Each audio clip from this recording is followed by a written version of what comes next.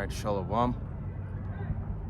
First and foremost, I'd like to give all the honor, glory, and praise unto Yahweh, Bahashem, Yahweh Shai, Bahashem, Rakah, Kodash. Double honors and respect to the elders and to the apostles of Great Millstone. Peace and blessing to all Akim that are preaching and teaching this word with 100% truth and sincerity. And unto the men, women, and children that are listening and learning. And unto the Bayath of the Wadah, the elect house of David, that are scattered abroad, I give you my utmost and sincere salutations. Excuse me. So, Saturday afternoon camp, Lord willing to be edifying into the body, and to the few sincere believers and listeners. So we're going to get started with the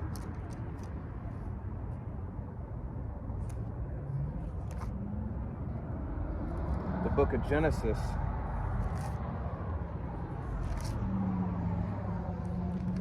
It's going to be chapter 3. Genesis chapter 3, starting from the top, verse 1.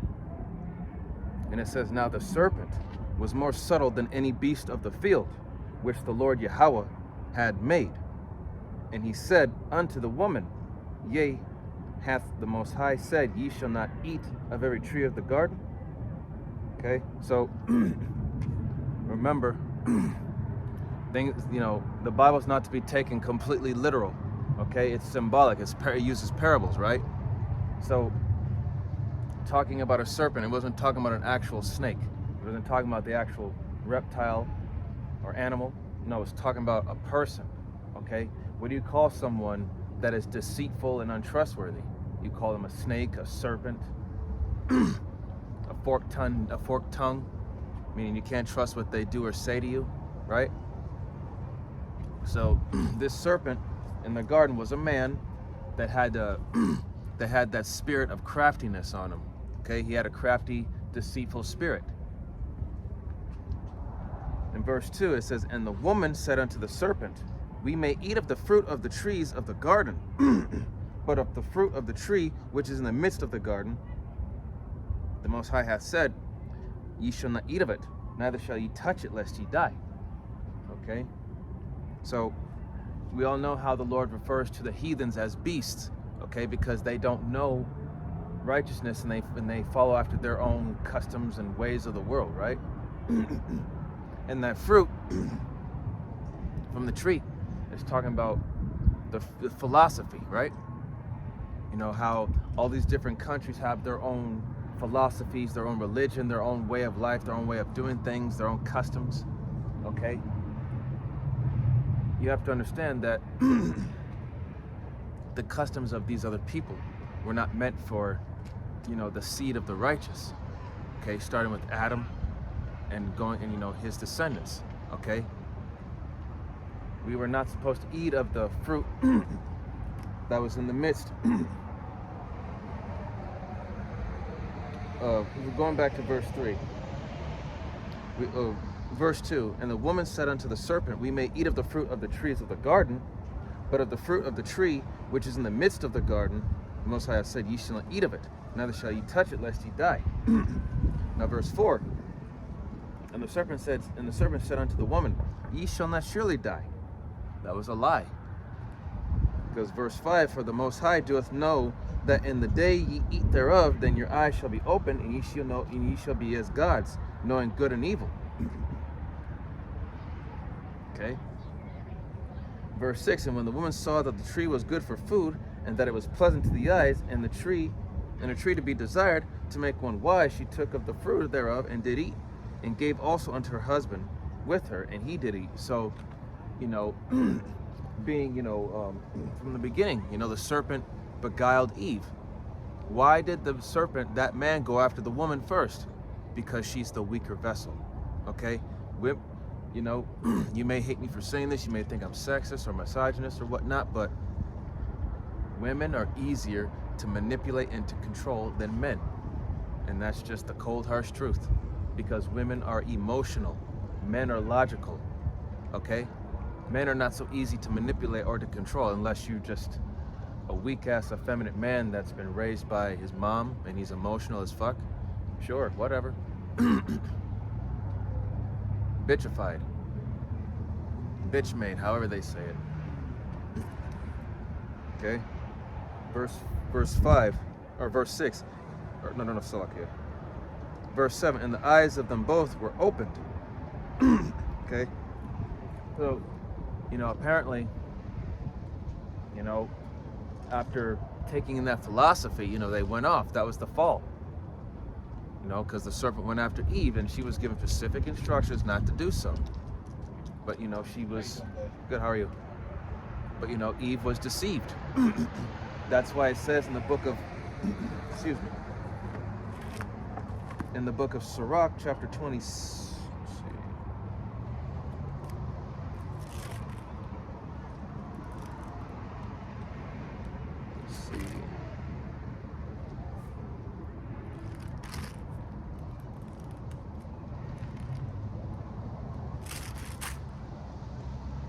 Sirach chapter 25 verse 24, and it says, of the woman came the beginning of sin, and through her we all die. Okay? Because it started with Eve. She went off after she was told by the Most High, Yahweh, to not, don't take in the philosophies of these other people that are within the garden. Yes, and there was more than one people, there was more than just Adam and Eve in the garden. There were other people too, but they were not of the of the chosen line with Adam. Okay. Now going to Slovakia. Going back to Genesis here. Actually, let's go to Mark. St. Mark.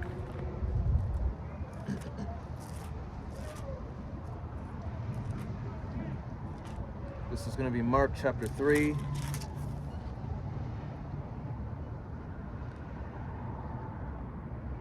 Oh, wait, hold on.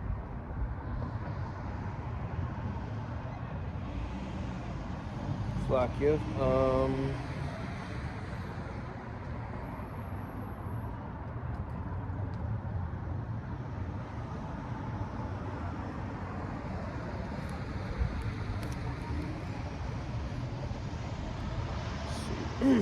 But roughly paraphrasing, what it says is that, men are as trees.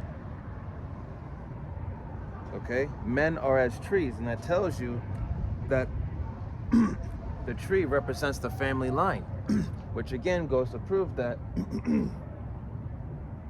that the man carries the seed of life. The man is known as the husband, which means to plant or planter. The woman is the wife. She represents the earth. And also, the etymology of the word woman is servant. Servant to who? Her husband. Okay?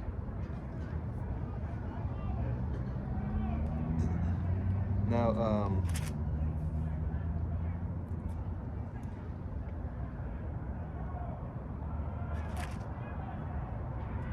yeah, it says men are as trees. I just can't remember where that scripture is at, but I know it's in the book of Mark.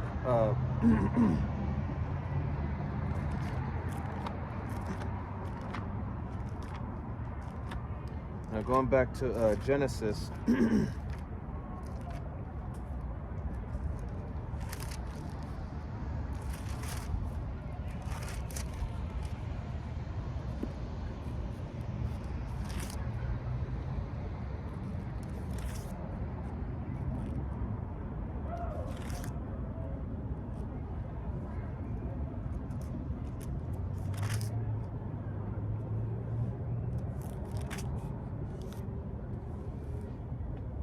Okay, so this is going to be the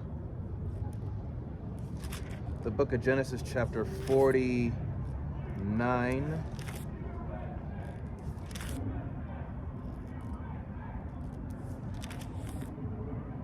This is the book of Genesis, chapter 49, starting from the top, and it says, Genesis 49:1.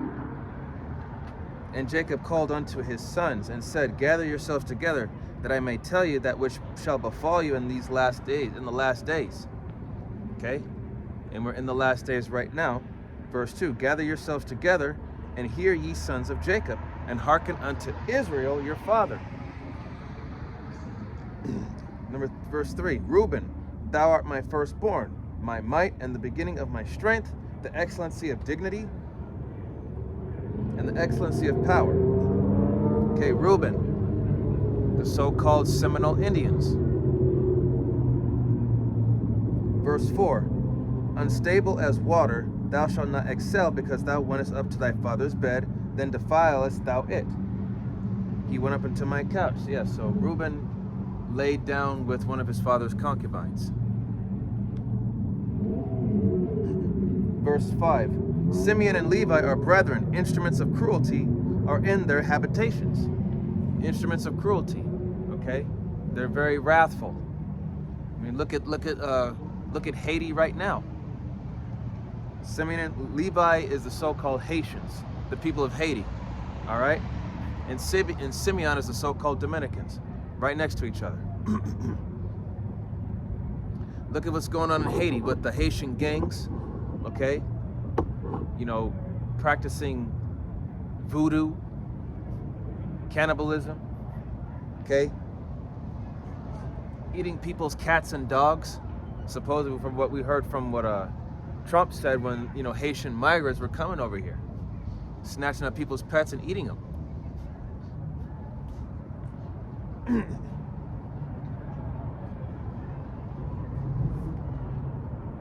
All right.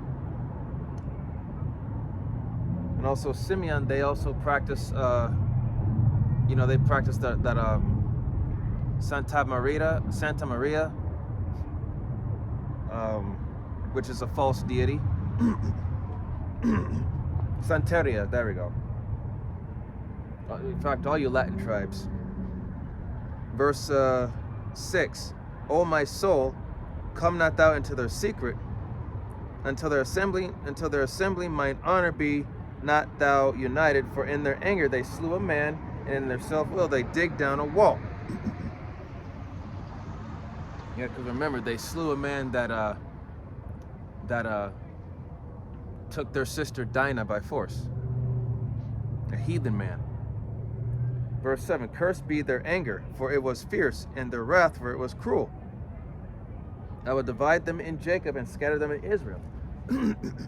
So being divided and scattered, man, they're going to be against each other.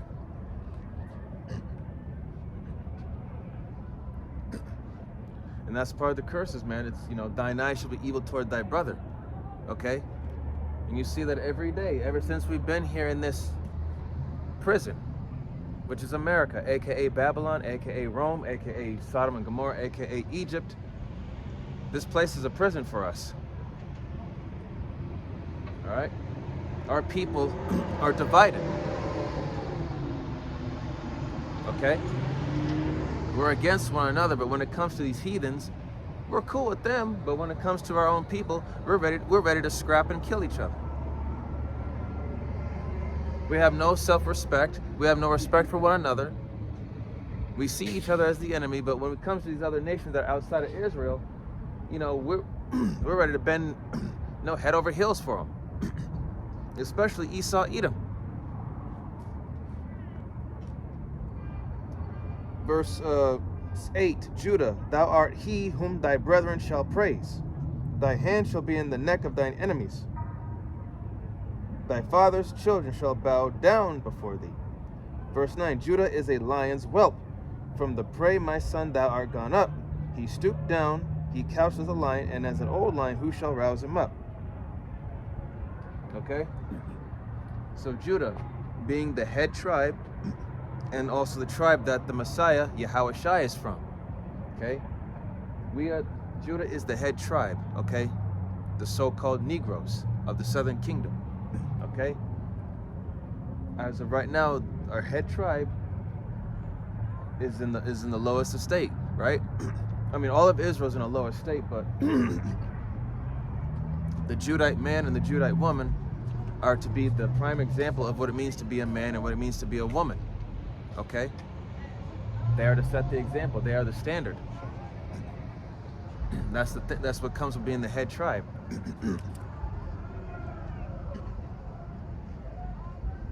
And you can tell right now that in certain cities, a lot of so-called Negroes, they're getting fed up with this system. They're getting tired of not getting the so-called reparations. I mean, all of Israel, yes, but getting tired of not being paid back for all that they had gone through. And all sorts of other stuff with the with these riots, and especially a primary example is Judah getting roused up over in Chicago with the whole thing with the Venezuelan gangs, the Tren de Aragua. Okay, it's actually, they're getting fed up with the whole migrant crisis period. It's like, these people come into the country, they get all this free stuff, benefits and all that, but what about us? We worked our asses off for the longest time, but we still don't get shit. So but that's part of Esau's plan to make us more divided than ever, because Esau wants us to be destroyed, to be gone. Esau just wants us gone, period. But the Lord's not going to have it that way. Even the 2/3 are going to wake up, rise up against the powers that be, because they're tired of living in this sorry ass lowly condition. Verse 10, the scepter shall not depart from Judah, nor a lawgiver from between his feet, until Shiloh come, and unto him shall the gathering of the people be. Verse 11. Let's see. Binding his foal unto the wine, and his ass's colt unto the choice vine, he washed his garments in wine, and his clothes in the blood of grapes. His eyes shall be red with wine, and his teeth white with milk. Okay? That description also goes to Yahweh Shai, because his hair is white. His hair was white as snow, but his hair was like wool, and his eyes were red like a flame of fire. Because what happens when you drink wine? Your eyes get bloodshot, or whenever you get angry, your eyes just turn, red. And the teeth white as milk of honey, as white with milk. Okay.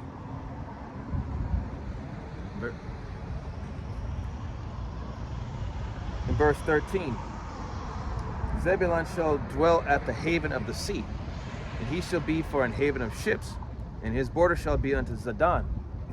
Okay, Zebulun. Okay, one of the Latin tribes. Okay, the so-called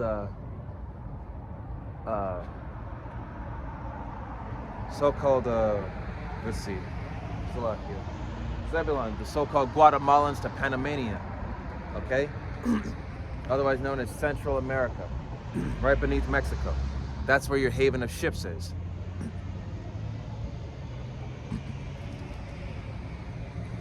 Okay. Now we got Issachar is a strong ass couching down between two burdens. And he saw that rest was good, and the land that it was pleasant, and bowed his shoulder to bear, and became a servant unto tribute. And who are the so-called? And who is the tribe of Issachar nowadays? The so-called Mexicans. Okay, a strong ass. Now, when you look up, the meaning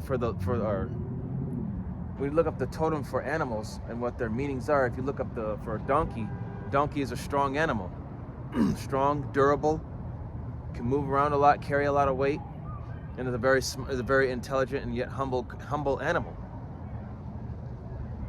Okay, and look at Issachar. Look at the so-called Mexicans right now. They're hard workers. And when rest is good, they work their asses off, get the job done, they go home and they relax. Enjoy the time to themselves. Okay? And most of these construction workers are Issachar. And he became a servant under tribute, so,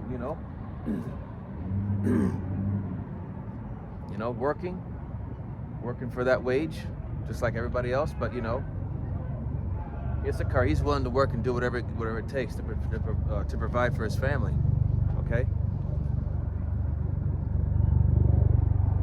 Verse 16, Dan shall judge his people as one of the tribes of Israel.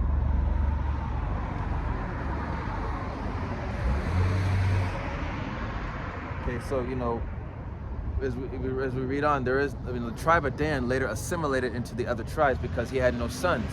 He only had daughters, and his inheritance went to his daughters, and they mingled with the other men of the other tribes.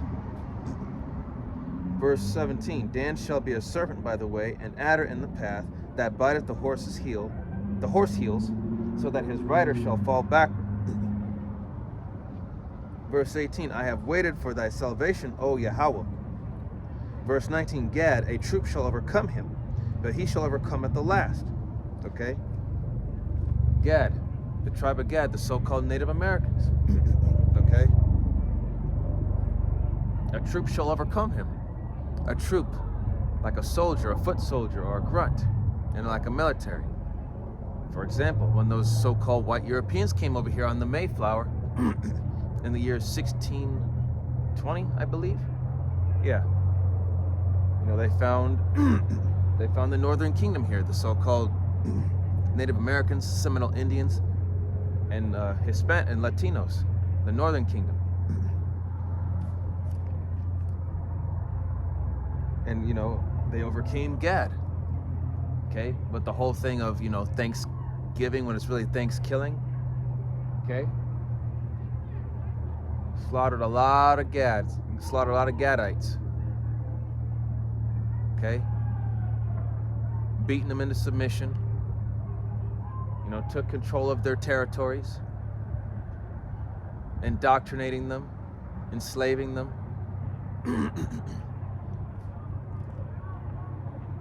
But it says he shall overcome at the last. So Gadai is gonna, you know, all the tribes of Israel are going to prevail over this devil. They're gonna get their fill. Okay? We're gonna get our payback. Lord willing. Verse 20, out of Asher, and Asher is the so-called Colombians to Uruguayans. Out of Asher his bread shall be fat, and he shall yield royal dainties. Okay, so from Colombians to Uruguayans. Okay, I'm gonna read that again. It says, out of Asher his bread shall be fat, and he shall yield royal dainties. Okay, verse 21.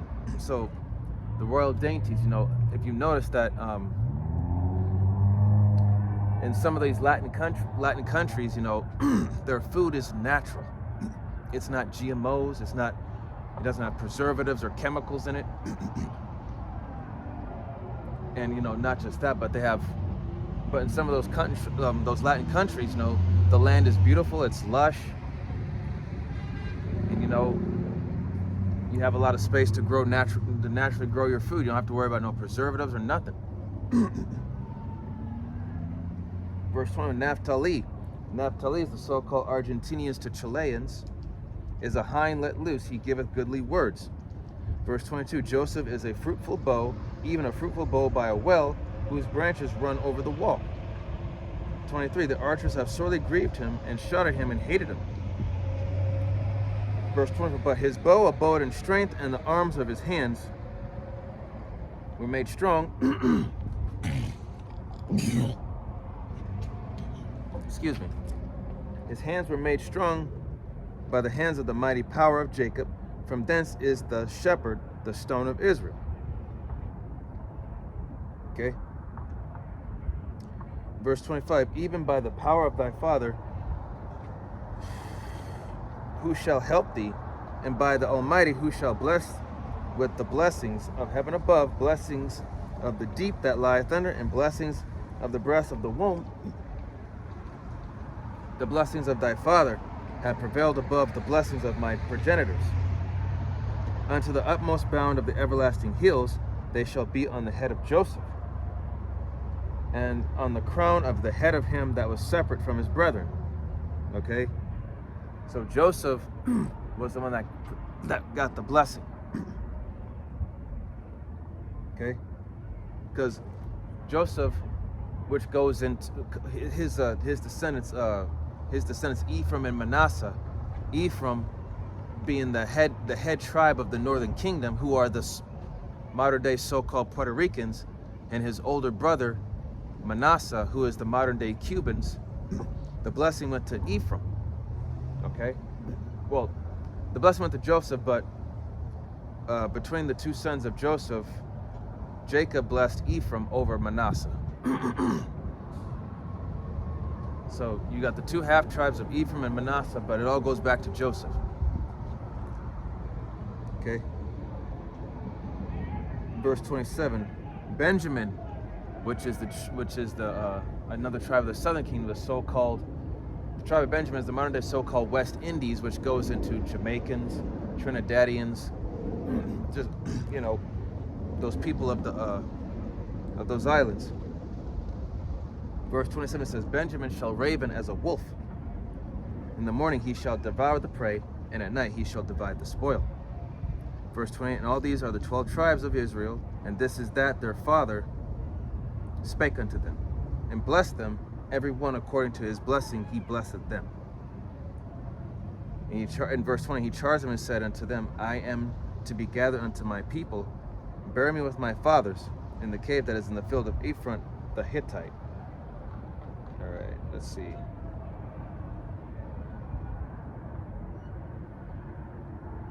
All right, so the reason why I read all that is just to let you all know that, what was to befall the tribes in these last days, what they were going to go through, what was going to happen to them. Why? Because of their disobedience, their stiff-neckedness. They wouldn't listen, they wouldn't keep the law, statutes, and commandments like they were supposed to. And that's why we're in the situation that we're in right now. Even though we're at the end of this thing, but we're still receiving our punishment, but the worst is yet to come, okay? Everything that we've been going through right now is just simply light work.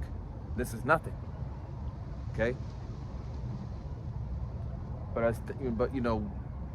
this year, according to Elder Apostle Tahar, has been coined, the hopeful year of our deliverance and the destruction and downfall of Esau, Edom.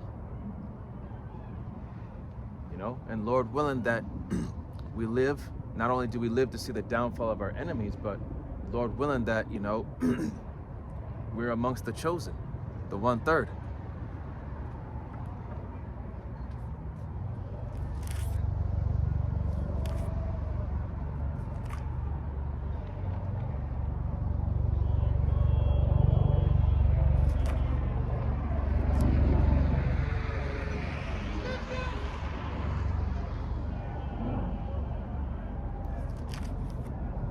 Okay.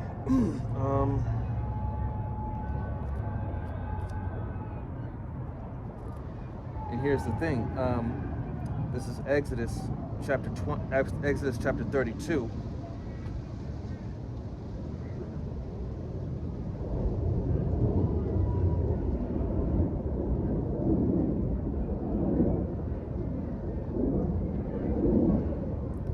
Exodus 32, verse 1. And when the people saw that Moses delayed to come down out of the mount, the people gathered themselves together unto Aaron, his brother, and said unto him, Up, make us gods, which shall go before us. For as for this Moses, the man that brought us up out of the land of Egypt, we wot not what has become of him. Verse 2. And Aaron said unto them, Break off the golden earrings which are in the ears of your wives, of your sons, and of your daughters, and bring them unto me. Verse 3, and all the people brake off the golden earrings which were in the ears, and brought them unto Aaron. Verse 4, and he received them at their hand, and fashioned it with graving tool. And after he had made it a molten calf, and they said, These be thy gods, O Israel, which brought thee up out of the land of Egypt. Verse 5, and when Aaron saw it, he built an altar before it, and Aaron made proclamation and said, Tomorrow is a feast to the Lord. Verse 6, and they rose up early in the morning and offered burnt offerings and brought peace offerings, and the people sat down to eat and to drink and rose up to play. Verse 7, and the Lord said unto Moses, Go get thee down, for thy people which thou broughtest out of the land of Egypt have corrupted themselves. Verse 8, they have turned aside quickly out of the way which I commanded them. They have made them a molten calf, and have worshipped it, and have sacrificed thereunto, and said, These be thy gods, O Israel, which have brought thee up out of the land of Egypt. Verse 9, And the Lord said unto Moses, I have seen this people, and behold, it is a stiff-necked people. And what's another word for stiff-necked? Stubborn, obstinate. Okay? And that's Jake today. They're stubborn, they're hard-headed, they don't listen. Okay? That's why the Lord is, upset with the nation of Israel. Because look at us, man. Look at what we've done. Yes, there's a small portion of us that are repenting daily, that are fighting and struggling for our salvation on a daily basis. But look at the majority of our people. 2/3. They're with the world. They forsook the Lord. And we're supposed to represent Yahweh B'Shem Yahushai. But look how that turned out. Israel is a mess right now.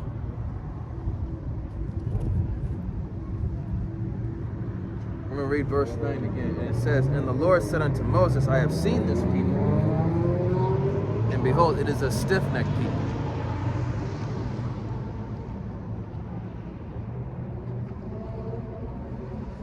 Okay. Verse 10, Now therefore let me alone, that my wrath may wax hot against them, and that I may consume them. And I will make thee a great nation. Verse 11, And Moses besought the Lord yet his power, and said, Lord, why doeth thy wrath wax hot against thy people, which thou hast brought forth out of the land of Egypt, with great power and with a mighty hand? Verse 12, Wherefore should the Egyptians speak and say, For mischief did he bring them out, to slay them in the mountains, and to consume them from the face of the earth? Turn from thy fierce wrath, and repent of this evil against thy people. Verse 13, Remember Abraham, Isaac, and Israel, thy servants, to whom thou swearest by thine own self, and saidst unto them, I will multiply your seed as the stars of heaven, and all this land that I have spoken of will I give unto your seed, and they shall inherit it forever. So Moses was pretty much begging Yahweh B'Shem Yahushai to not be angry with Israel for their stupidity. Begging that, not to utterly waste them. But can you really blame the Lord for wanting to do that? Because once again, look at the state of our people, man. The 2/3 they're long gone. They're past the point of saving now. The only way you can really save them is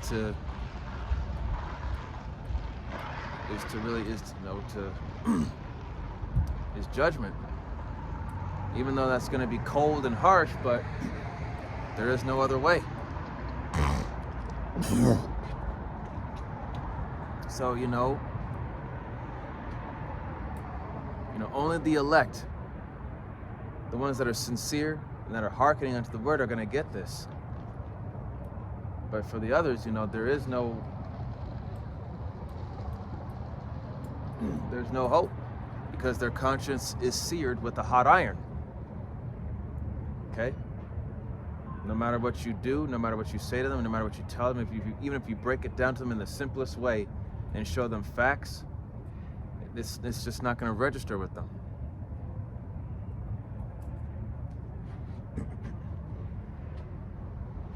Okay?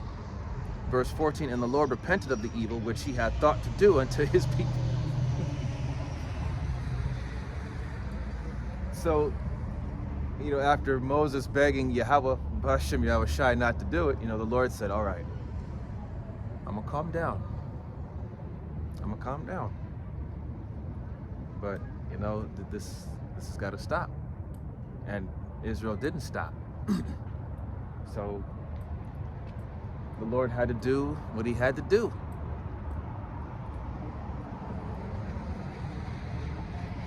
Verse 15, And Moses turned and went down from the mount, and the 2 tables of the testimony were in his hand. And the tables were written on both their sides, and on the one side and on the other were they written. And the tables were the work of the Most High, and the writing was was the writing of the power graven upon the tables or the tablets.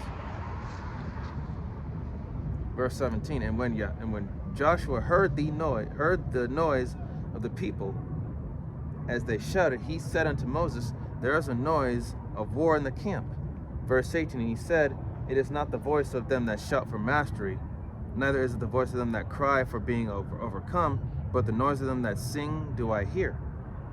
19, it came to pass, as soon as he came nigh unto the camp, that he saw the calf and the dancing, and Moses' anger waxed hot, and he cast the tablets out of his hands, and brake them beneath the mount. He took the calf which they had made, and burnt it in the fire, and ground it to powder, and strawed it upon the water, and made the children of Israel drink of it. And Moses said unto Aaron, what did this people unto thee, that thou hast brought so great a sin upon them? And Aaron said, let not the anger of my Lord wax hot. Thou knowest the people, that they are set on mischief. Okay. Verse 23, for they said unto me, make us gods which shall go before us.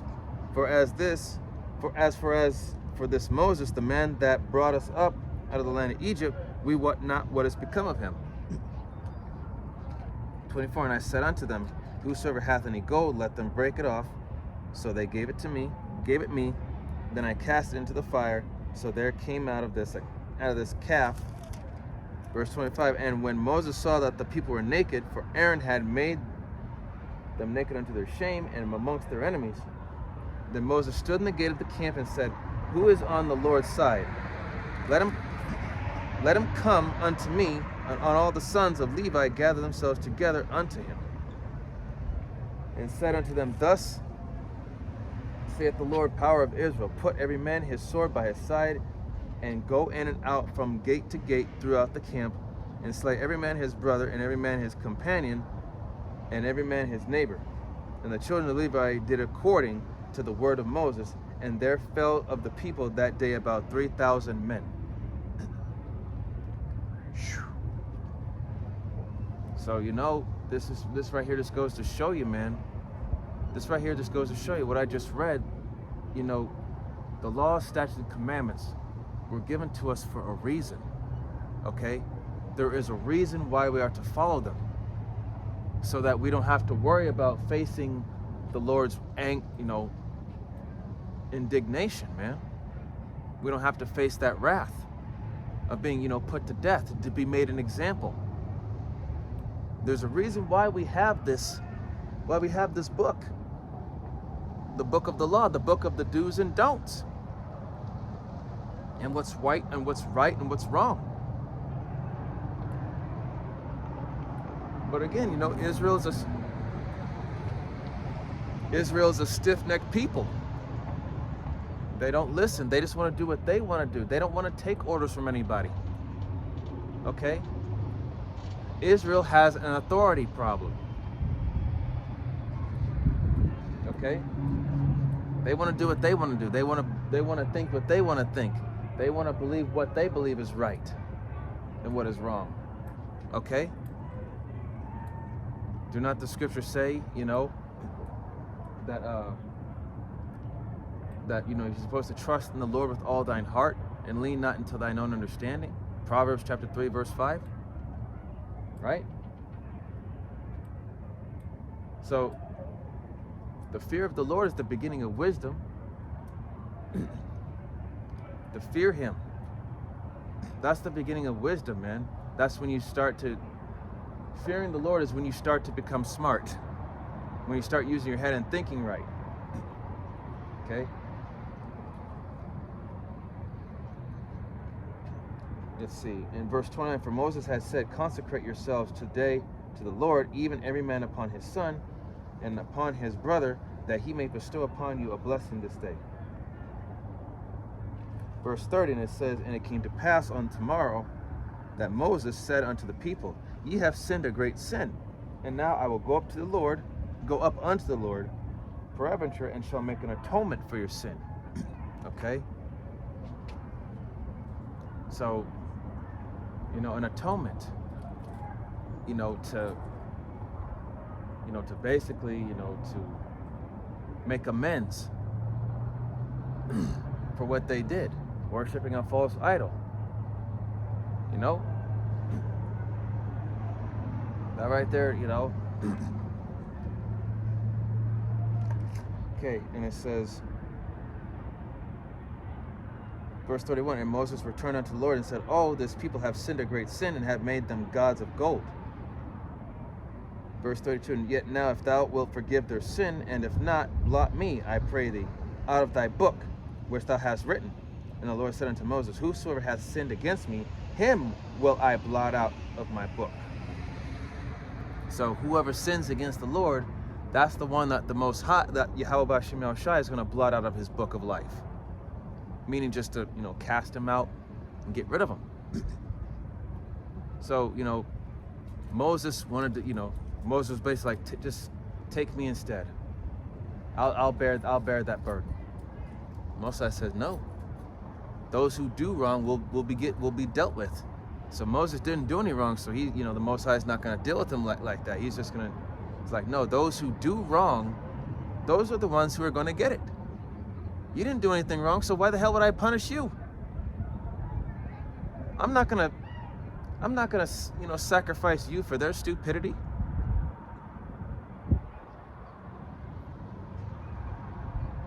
So, there is a reason why we have this book. Okay, it's meant to be read, it's meant to be studied, it's meant to be followed. Okay, the Yahweh B'Shem Yahushai gave us rules, regulations. Okay, even though we're in captivity, we still have to abide by this book to the best of our ability. Okay, there's no excuse.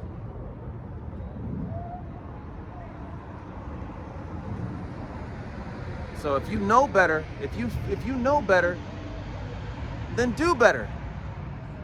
Okay? That's what the Lord requires of you. If you know better, then do better.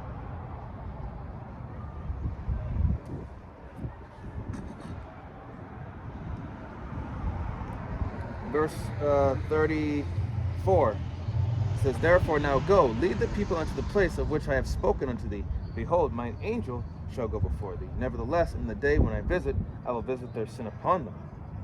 And the Lord plagued the people because they made the calf which Aaron made. So, there you go, man. Those who did wrong, they got what they deserved. Just like how in these times, our people are following after other philosophies, chasing the bag, and doing other sorts of abominable things that this place puts that influence on them to do.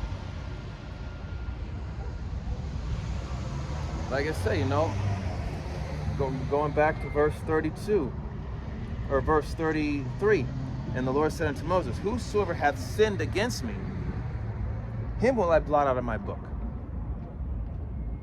So there you go, man. If you transgress the law, and as it's roughly paraphrased in scripture, the wages of sin is death, right?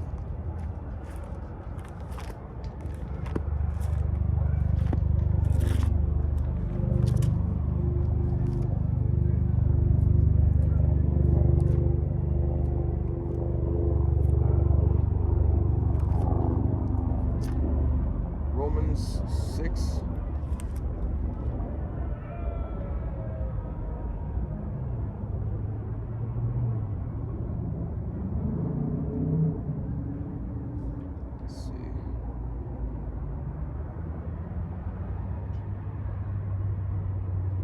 Romans 8.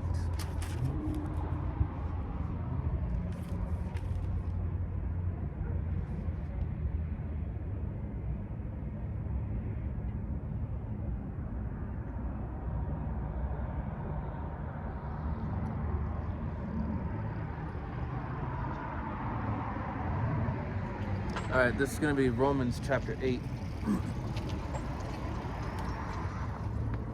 Romans 8 and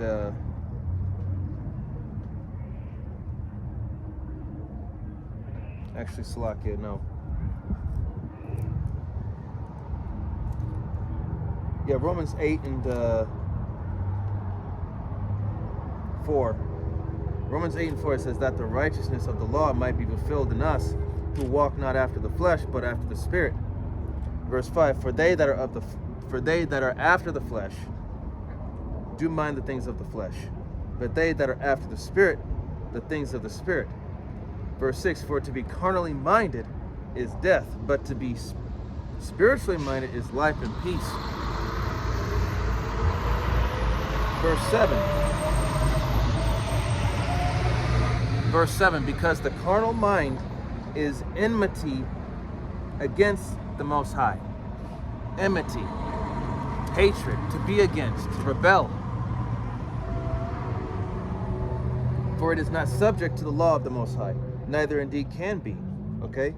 So the carnal mind, the mind that thinks only about the physicality of things, the desires of the flesh, like money,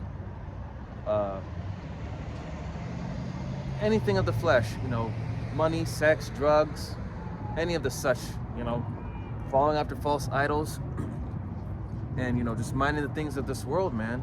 That's a carnal mindset. And to be, like I just read, to be carnally minded is death. Okay? You have to refrain yourself from the majority of the stuff here.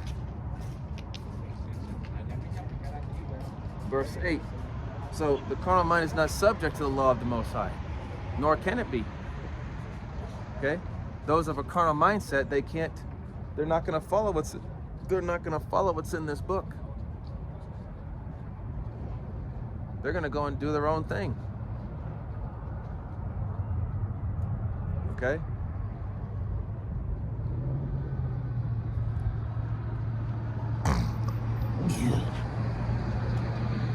Because it's not in them to believe. Okay? They're not meant to get it. Verse 8, so then they that are in the flesh cannot please the Most High. Yeah, because they're not following his law, statutes, and commandments, judgments, and ordinances. Okay? They're following after their own flesh, after their own desires, self-willed. Okay? They have their own ego.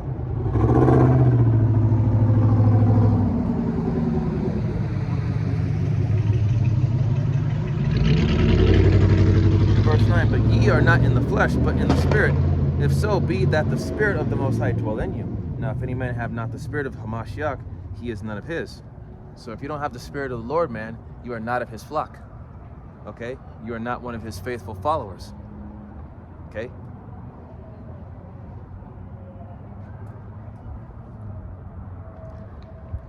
In verse 10, and if Hamashiach be in you, the body is dead because of sin, but the Spirit is life because of righteousness. Okay? So we're no longer dwelling in sin. We're no longer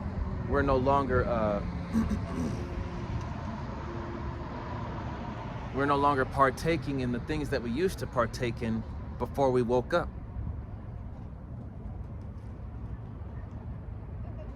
Verse 11, but the Spirit of him that raised up Yahushua from the dead dwell in you.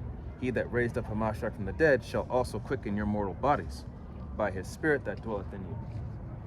Verse 12, therefore, brethren, we are debtors, not to the flesh, to live after the flesh. For if ye live after the flesh, ye shall die.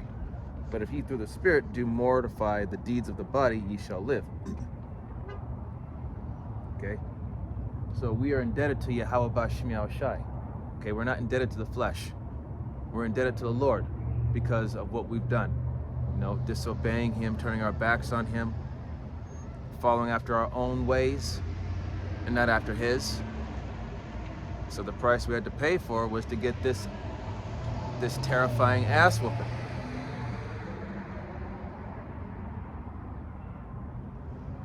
So,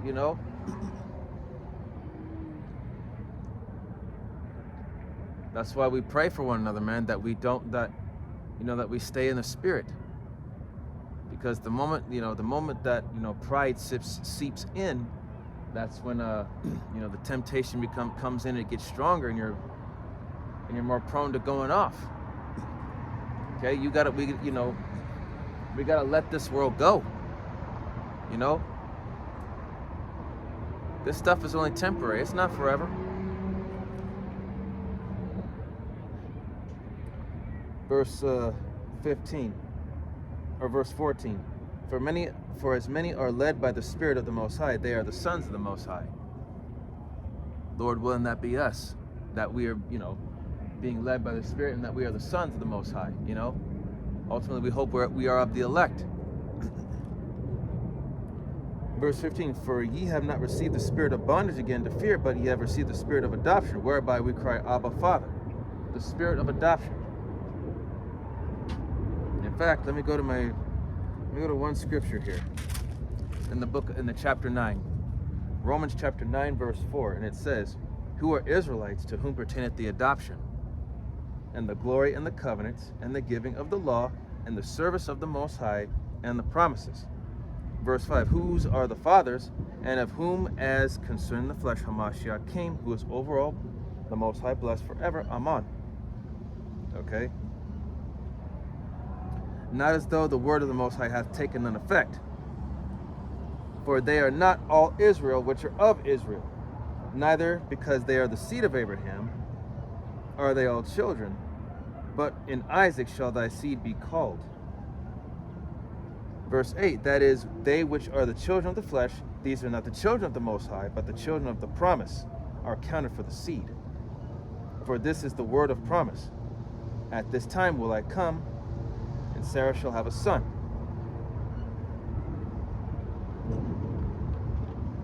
And not only this, but when Rebekah also had conceived by one, even by our father Isaac.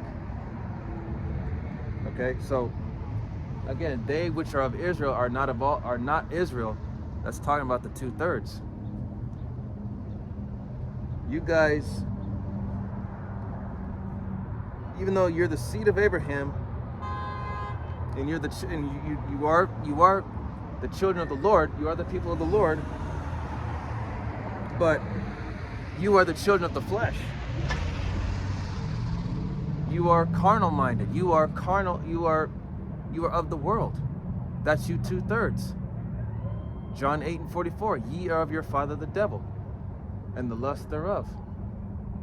He was a murderer from the very beginning. And when he speaketh a lie, he speaketh of his own, for he is a liar and the father of it. That's who you follow after. That's your father, the devil. Esau, Edom, slave master. That's who you 2/3. That's who you look up to. That's who you rely on for all the answers. When the true power, the true Father has given you the answers that are right here in this book. This right here is your answer.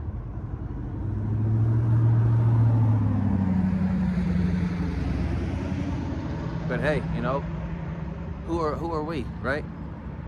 We're just a couple of, we're just people that are standing on the street corners. We're just talking about the Bible.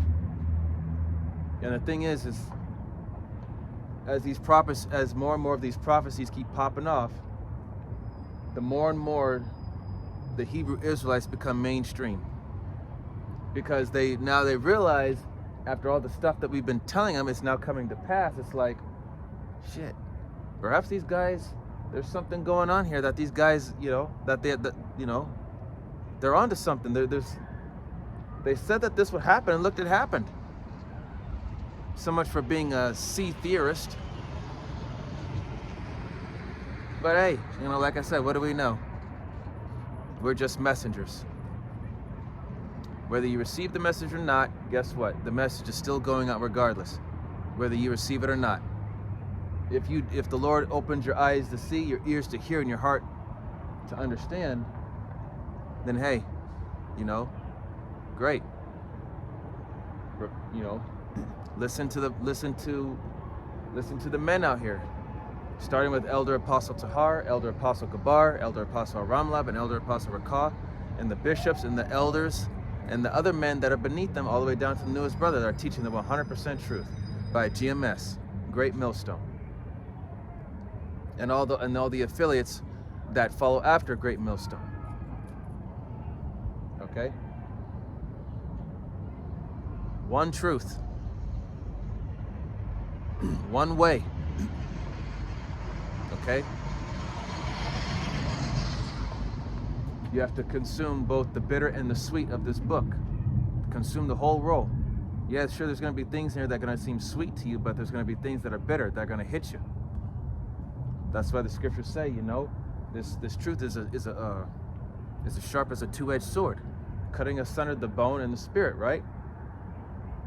That means it's two-edged, meaning it can cut those that you rebuke, but at the same time, it can also cut you if you're not careful. That's why we have to really be in our own A game. We have to be in good standing with Yahweh B'Shem Yahushai, so we ourselves don't get, you know, cut or worse, ultimately knocked off the map.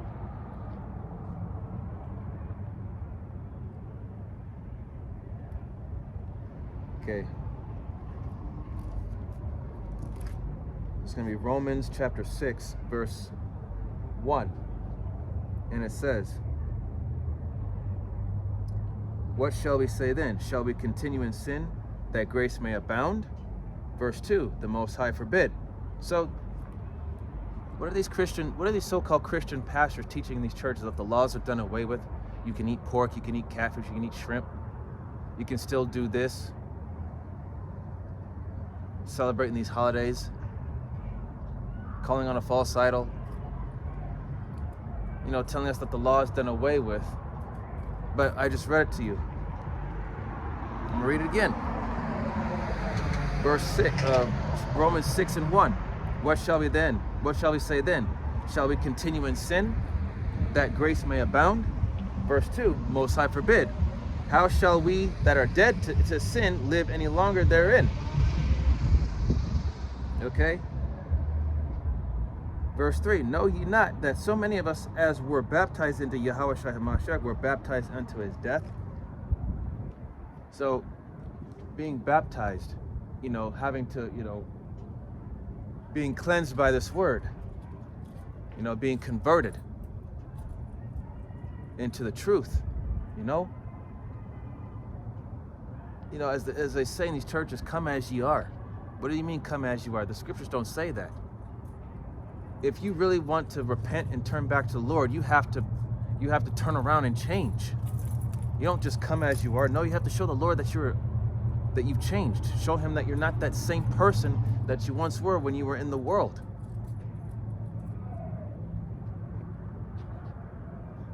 But our people just don't get that. Because the moment they walk out of those hoochie houses, you know, even in those so-called churches, you got people looking at each other, making their own certain cliques instead of, you know, and talking about sleeping with another person's spouse. It's like, what's going on here?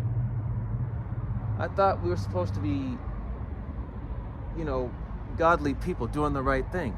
So why the hell are we having all this backbiting and all this gossiping and having certain cliques when we're all supposed to be like a big family here? So what's the deal? Why are we not on the same page? Why are we not on one accord? And why do you have women speaking in the churches? And yes, I'm going to say it again. Why do you have women speaking? Women are supposed to be silent, learning in subjection.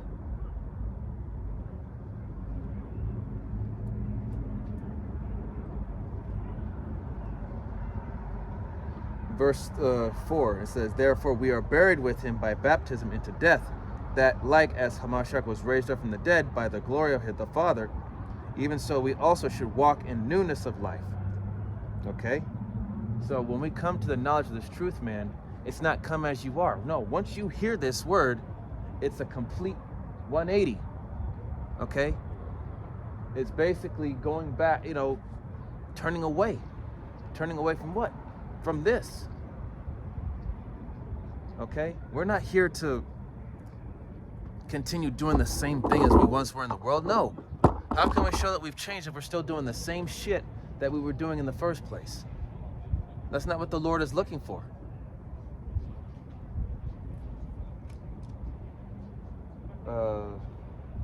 Verse 5, "For if we have been planted together in the likeness of his death, we shall be also in the likeness of his resurrection." Verse 6, "Knowing this, that our old man is crucified with him." The old man is crucified with Yahweh Shai HaMashiach, which means who we once were is no longer the person that we are now. That old person that we once were that used to be on the street smoking weed, chasing the bag, or doing this and doing that, we're not that same person anymore. So, you know, we're different people. We're different, you know, we're different people now. We're striving to do better and to resist those temptations that, you know, that had us wrapped up in the world, man. You know, changing our habits, changing our mentality, okay? So, you know, we're not supposed to have a peasant or a slave-like mentality. We're trying to have a ruling class mentality, a rulership mentality, to be lords, to be judges, to be kings, princes and priests, judges, to be rulers. That's the type of mindset we have to have. And to be a king, a ruler, you have to carry yourself a certain way. And that certain way is right here.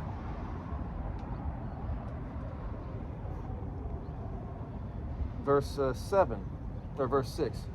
Knowing this, that our old man is crucified with him, that the body of sin might be destroyed, that henceforth we should not serve sin. For he that is dead is freed from sin.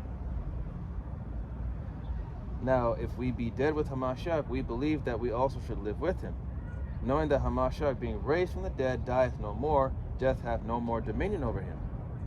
Okay, because he got the victory. Okay, he did what he was supposed to, and he did it perfectly. So if we be dead on the cross with him, okay, purging, you know, the purging of the old man, and we live again anew as a new person, you know, and Lord willing that we be partakers of his holiness, rulership, dominion, you know, over the whole planet. That's what we're hoping for. That's what we're striving for.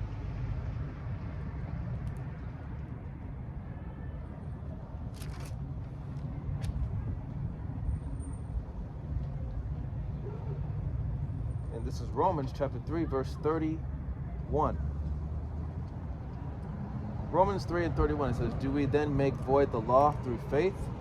Most High forbid. Yea, we establish the law. So, do we make void the law through faith? No. No, no, no.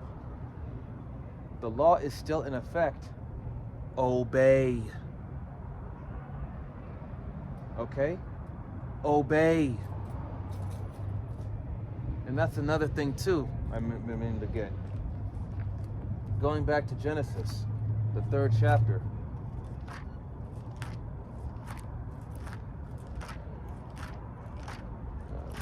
Genesis chapter 3.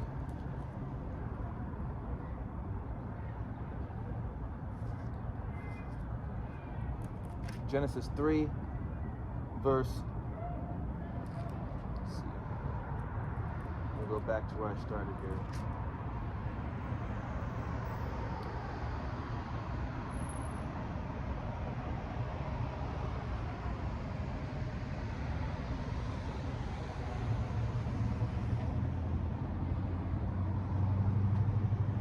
Okay, Genesis 3 and yeah, verse 7, that's where I left off. So Genesis 3 and 7, and the eyes of them both, Adam and Eve, were opened, and they knew that they were naked, and they sewed fig leaves together and made themselves aprons. Verse 8, and they heard the voice of the Lord Yahweh, power, walking in the garden in the cool of the day, and Adam and his wife hid themselves from the presence of the Lord Yahweh amongst the trees of the garden. And Yahweh, power, said unto Adam, called unto Adam and said unto him, where art thou? And he said, I heard thy voice in the garden, and I was afraid, because I was naked, and I hid myself. And he said, who told thee that thou wast naked? Hast thou eaten of the tree whereof I commanded thee that thou shouldest not eat? And the man said, the woman who thou gavest to be with me, she gave me of the tree, and I did eat. And the Lord Yahweh, power, said unto the woman, what is this that thou hast done? And the woman said, the serpent beguiled me, and I did eat. And the Lord Yahweh, Yahweh Bashim El Shai, said unto the serpent, because thou hast done this, thou art because thou hast done this, thou art cursed above all cattle, and above every beast upon the field. Upon thy belly shalt thou go, and dust shalt thou eat all the days of thy life. So that serpent, that man, that crafty, deceitful man that was in the garden, Yahweh Hashem Yahushai cursed him to be the lowest of the low. And remember, above, below, Salakia. And remember, the cattle and beasts are talking about the other people. So Esau, Edom, and his nation of people, the so-called white people, they are the lowest of the low. They are the base people. They're beneath all these other nations. And of course, obviously, they're beneath us. But we're under them because of our screw-ups. Going off, being disobedient and rebellious. That's why we're in the situation that we're in right now.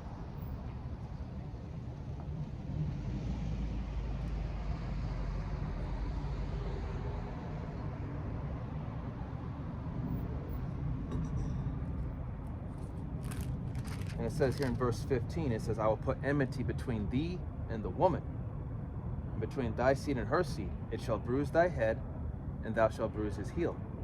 Okay? So, the enmity, meaning that hatred between thee and the woman. And the woman is talking about Israel, because Israel is likened unto a comely and delicate woman. And he said, he's going to put, it's going to be between thy seed and her seed. So, that serpent's descendants and the descendants of Adam at the time, there's going to be, all the way till now, there's enmity. There's a hatred between Edom and Israel. Okay? They hate us, we hate them. Okay? It's all written, it's all preordained. Okay? Esau, Edom, and his nation. They are our enemies. Number one enemy. They're not our friends. None of that.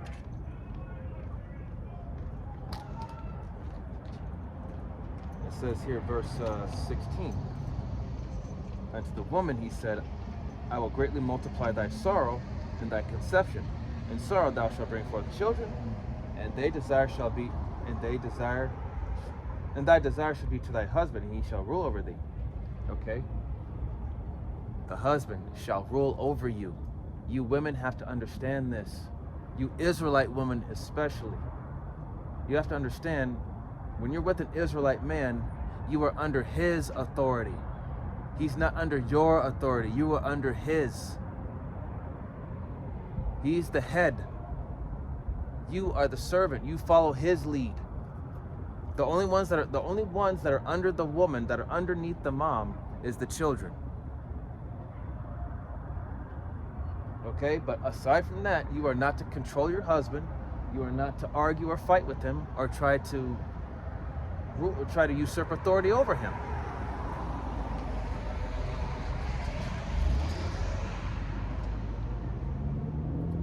All right? And multiply thy sorrow in thy conception, which means you're going to go through a lot of pain during childbirth. Okay, that pain during childbirth, that's a curse. Okay?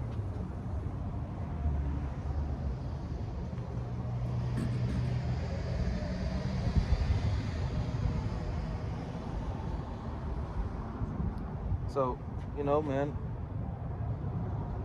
that was the beginning of the fall of man, when, Eve, listening to the serpent, becoming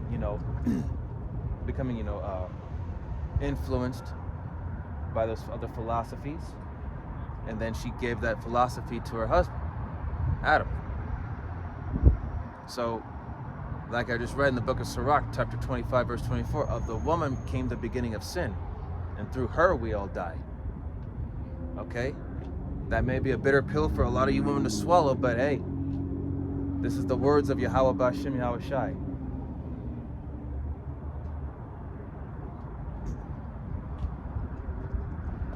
And look at where we're at. We're in a society where a woman compasses a man, where a woman can have authority over a man, can tell him what to do. But ever since, has society really gotten better with women being equal to men? No, it hasn't gotten any better. It's gotten worse. Okay? This whole idea of feminism has got you women poisoned. You are not a man's equal, and you will never be.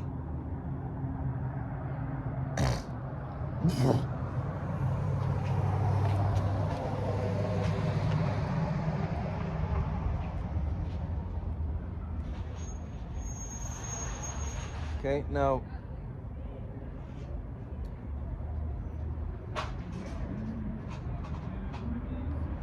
let's see. So, the enmity, as a matter of fact, since it said he shall bruise thy head and he shall bruise his heel, let's see.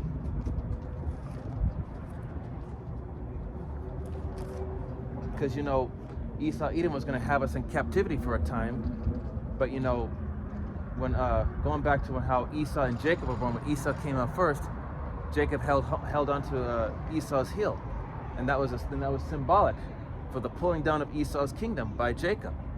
Us, the prophets, the sincere believers, the Israelites. Okay, so Esau, Edom was going to be ruling for a time. But then Jacob was going to come up after him. Second Esdras, chapter.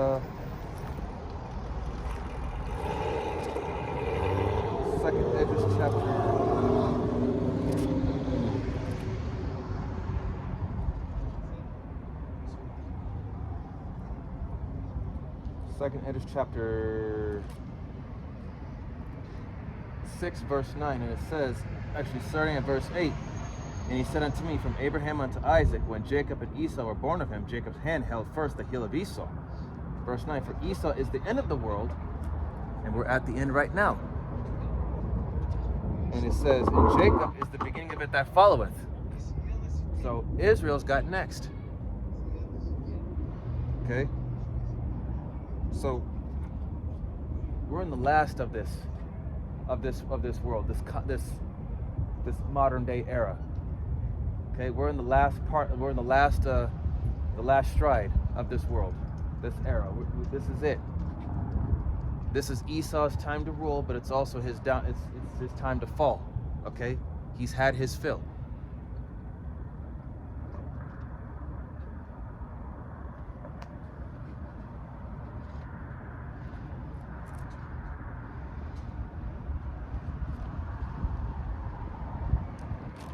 Okay, let's see.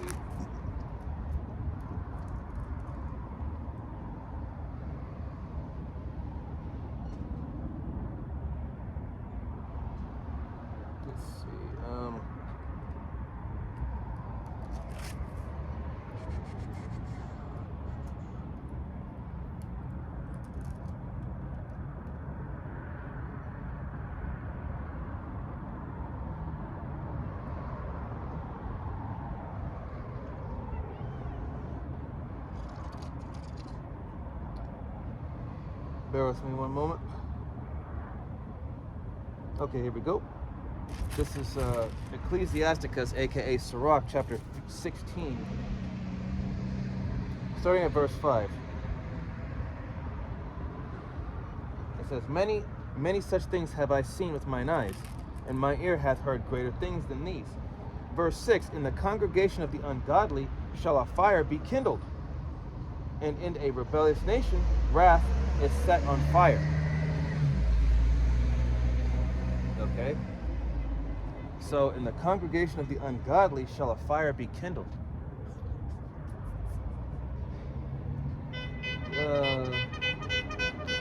Go into the whole thing with the fires in California.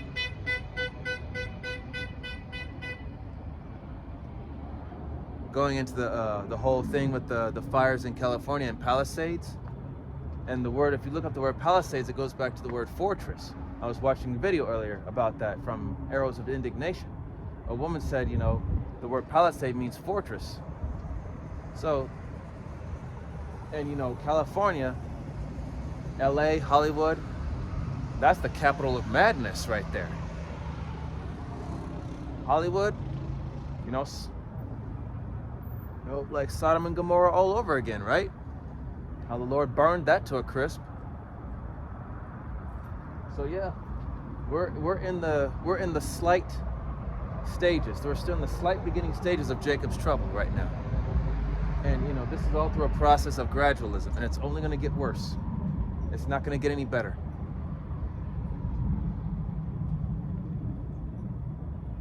All right, and it says here, verse 7, it says, verse 7, he was not pacified towards the old giants who fell away in the strength of their foolishness. And it's verse 8, it says, neither spared he the place where Lot sojourned, but abhorred them for their pride. So where did Lot sojourn? In Sodom and Gomorrah. So those old giants, talking about those men of renown, because when you think of someone who's a giant, you think of someone who has power, authority, that high social status, right? So verse 8, neither spared he the place where Lot sojourned, but abhorred them for their pride. So just like Sodom and Gomorrah, the Lord abhors this place for their pride. So Yahweh B'Shem Yahushai, just like how he did Sodom and Gomorrah, it's exactly how he's going to do America. Burn the bitch with thermonuclear fire. Complete, utter destruction. And you 2/3 are going to be part of that. So prepare yourselves, because you have chosen whom you serve. You have, you know, woe unto them that be rich, for they have received their constellation. You know, chasing the bag, always thinking that money's going to save you at the end of the day when it's not. Good luck. Have fun.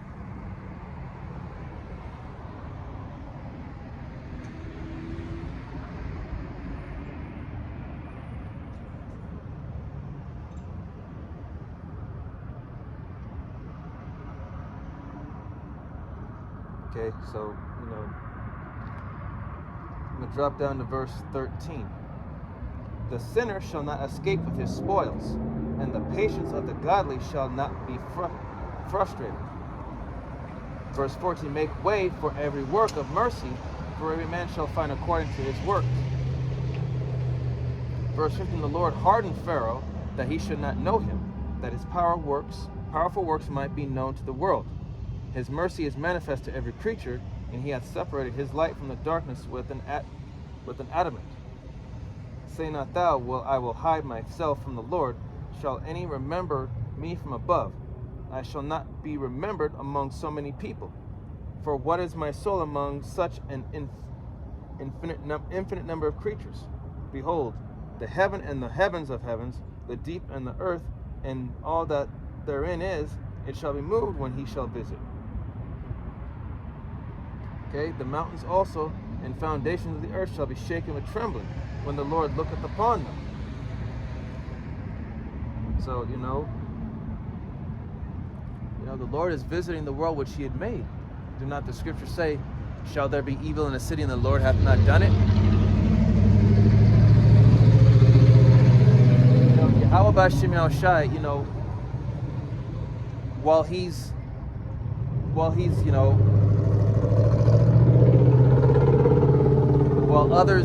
while some receive mercy, others receive judgment. So that's the balance, man. That's why we have to move with a sense of urgency, purpose, and ultimately fear. Because fear is what's keeping us alive right now. Fear of Yahweh B'Shem Yahushai. But you know, these people here, they have no fear. They have no respect or regard for the Lord. So therefore they have to get, you know, what they righteously deserve.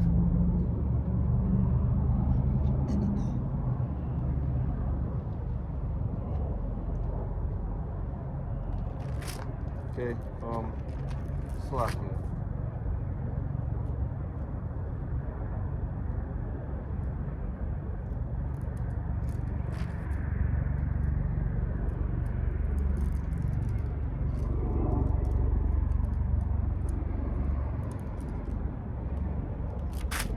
Okay.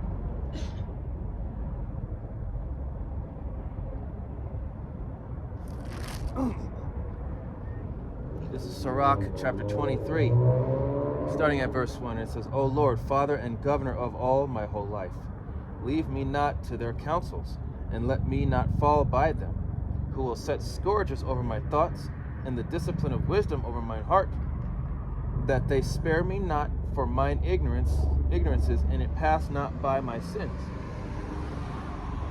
Verse 3, Lest mine ignorances increase, and my sins abound to my destruction, and I fall before mine adversaries, and my enemies rejoice over me, whose hope is far from thy mercy. Okay? So, even though this is a spiritual battle right now, a battle for the spirit, the mind, we hope that we don't, fall into their counsels,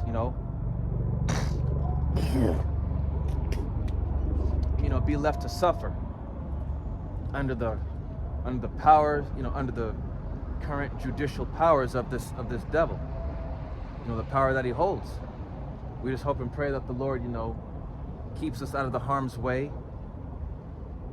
And if any of these if any of these people try to buck up against us, whether it be out here on the highways and byways preaching the Bible, or if it just be out and about, we just hope and pray that the Lord be with us, and that that He puts the Spirit on certain individuals to help defend us. Yahweh, at the end of the day, Yahweh Shem Yahshai is going to be the one to defend us in these times.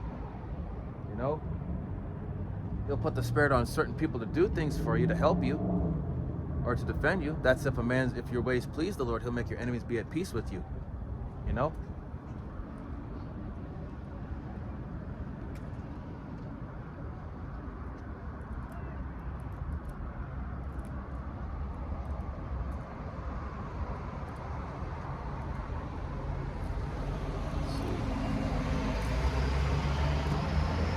Verse 5, it says, turn away from me. Verse 4. O Lord, Father and power of my life, give me not a proud look, but turn away from thy servants always a haughty mind. Okay, so basically humble, keep us in a humble state of mind, man. Don't let pride seep in. Verse 5, turn away from me vain hopes and concupiscence, and thou shalt hold him up that is desirous always to serve thee. So, turn me away from vain hopes that don't mean anything, false promises, seeking after worldly glory, praise, popularity, and concupiscence, those uncontrollable desires of the flesh. Okay, verse 6, let not the greediness of the belly nor lust of the flesh take hold of me, and give not over me thy servant into an impudent mind. Hear ye, O children, the discipline of the mouth. He that keepeth it shall never be taken in his lips. The sinner shall be left in his foolishness, both the evil speaker and the proud shall fall thereby. So there you go, man. Once again, death and life are in the power of the tongue.